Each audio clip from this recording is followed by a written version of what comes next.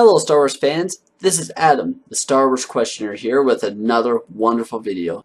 Last time on What If Maul Had Met Mara Jade, we discovered that Mara Jade had been freed from Palpatine's service to serve Maul, and she witnessed his death. She was left with a choice at the end of that fateful day, and now we shall continue the story in part 2. Mara Jade decided then and there, looking out over the Tatooine desert at the sun's rose, that she wanted to serve the light. Kenobi was glad of this, and despite his vow to not use the Force to remain hidden, took young Jade under his wing and began to train her. He taught her how to control her anger, fear, and rage and turn it towards more profitable emotions in service to others. A year passed as she grew in strength. During a lightsaber training session, she asked Master Kenobi why he stayed on Tatooine. He was strong, so why did he not go and join the rebellion? He revealed to her then his history and that of Darth Vader's. As the story wound to its conclusion, he told her, "I am here to protect the Chosen One, the one who will bring balance to the Force by destroying Vader and his Emperor. His name is Luke Skywalker, and yes, he is the son of Anakin. That will be your charge as well. Young Luke will need both of us if he is to be safe and become a Jedi, as his father was before the fall."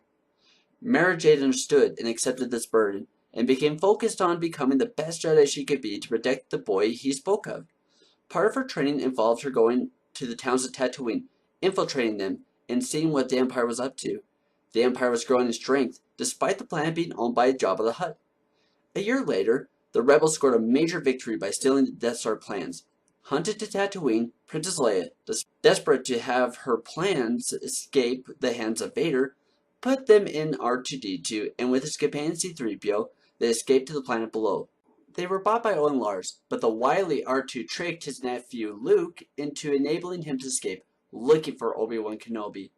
Luke followed, and they were ambushed by Tusken Raiders. He fainted from their attacks, and all would have seemed lost had not a figure with a purple lightsaber emerged from the canyons and killed all the Tuskens. Mara Jade had never actually seen Luke before, but now that she did, she could feel an instant connection between him and her. She just figured it was because she could feel him in the Force, and after awakening him and learning that the droid was looking for an Obi-Wan Kenobi, took him to meet her master, the very same man the droid was looking for. Kenobi met young Luke, and after learning what had happened, was saddened. Mara could have scared away the Tuskens instead of killing them, but what was done was done. He began telling Luke of the Force and telling him a little of his father.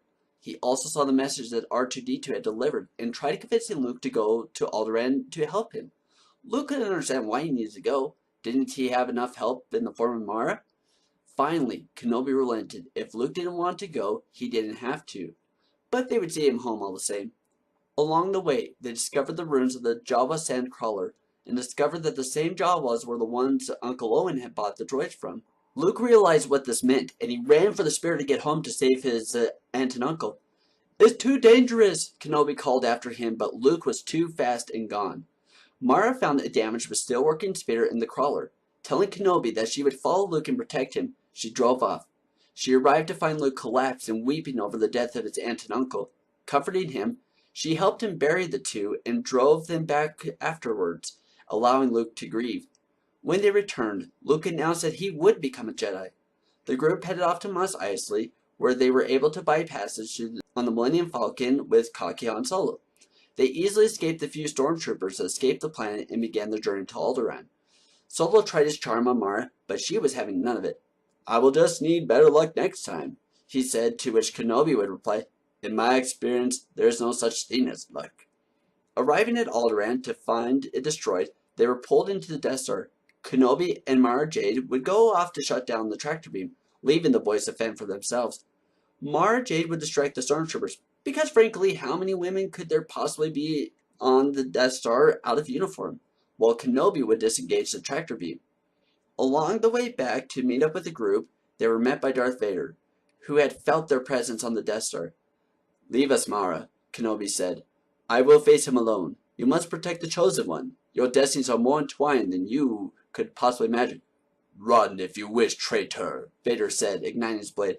"The Emperor wants you dead, and once I finish with this old fool, I will come after you." Mara Jade inclined her head to her master, knowing this was the end, and after wishing him farewell, ran after Luke. She was in the Falcon waiting for the group when she felt Kenobi's death and Luke's scream of sorrow and rage at his loss. Seeing the others begging Luke to get on board, she ran out with lightsaber ignited and dragged him inside. She too felt to Kenobi's loss more keenly than Luke did, but they had to obey Obi-Wan's final instructions, which was run. They would make it to Yavin 4 with little difficulty, and as Luke ran off to destroy the Death Star, Mara Jade and Leia would bond as they waited for the Death Star to be destroyed. But for some reason, Mara would feel immensely jealous when Leia gave Luke a kiss on the cheek. The Death Star was destroyed, and Mara watched as Luke received his medal. As she stood there, arms crossed, she could hear Obi-Wan saying to her, "Keep an eye on him. Train him as well as you can, until it is time." "Time for what?" she would ask, and she would hear nothing else. So what do you guys think of part 2?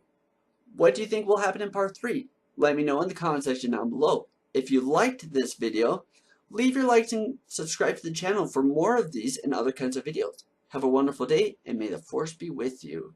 Remember, the Force will be with you, always.